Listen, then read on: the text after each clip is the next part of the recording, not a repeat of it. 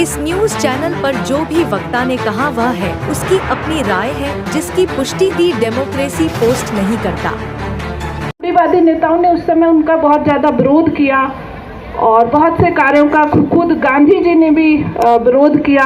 अंबेडकर जी के काम जो अंबेडकर जी करते थे, तो मैं यहाँ उन महिलाओं का नाम लेना चाहती हूँ। एक है शांताबाई दानी और एक थी गीताबाई गायकवाड़, जिन्होंने नागपुर की महिलाओं के अनुभव को लेकर जातीय विभाजन और विषमताओं की बात की। अम्बेडकर जी के समय की बात है।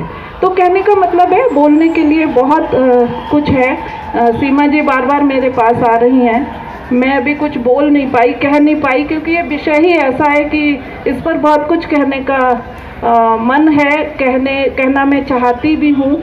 केवल 2-3 चीज़ें जो मैंने अभी बहुत संक्षिप्त में आपके सामने रखी कि ये तभी होगा जब स्त्रियों को स्पेस मिलेगा और शांति के बाद स्थानों में शांति होगी, शहरों में शांति होगी और देश में शांति होगी, फिर विश्व में शांति होगी।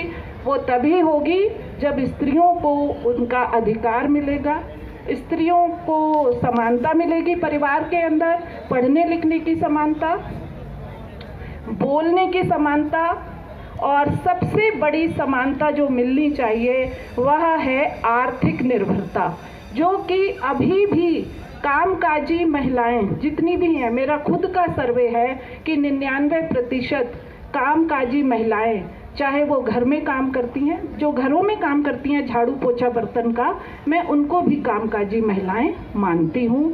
कुछ भी बिनती हैं, सिलाई कढ़ाई कुछ भी करती हैं, आर्थिक सहयोग अपने परिवार का करती हैं, वे कामकाजी महिलाएं हैं।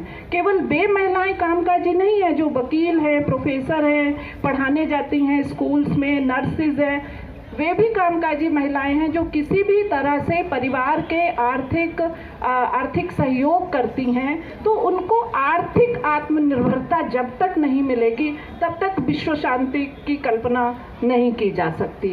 आर्थिक समानता तो है ही नहीं, आत्मनिर्भर है ही नहीं। मेरा खुद का सर्वे है, 99% कामकाजी स्त्रियां जो भी कमाती हैं वो सब उनके जो परिवार का मुखिया है वही रखता है, और उनको कहा जाता है कि इनको एटीएम नहीं संभाल सकती, बैंक में जाकर स्लिप नहीं भर, वो पढ़ा तो सकती है, 1 लाख रुपया महीना कमा तो सकती है, लेकिन अपनी एफडी नहीं करवा सकती, इसका अधिकार नहीं मिल रहा है। तो इस अधिकार के लिए हम में से किसी को बाबा साहब का प्रतिरूप बनकर फिर प्रकट होना पड़ेगा, क्योंकि सावित्रीबाई फुले जैसी, रमाबाई फुले जैसी महिलाओं ने भी बड़े महत्वपूर्ण कार्य किए।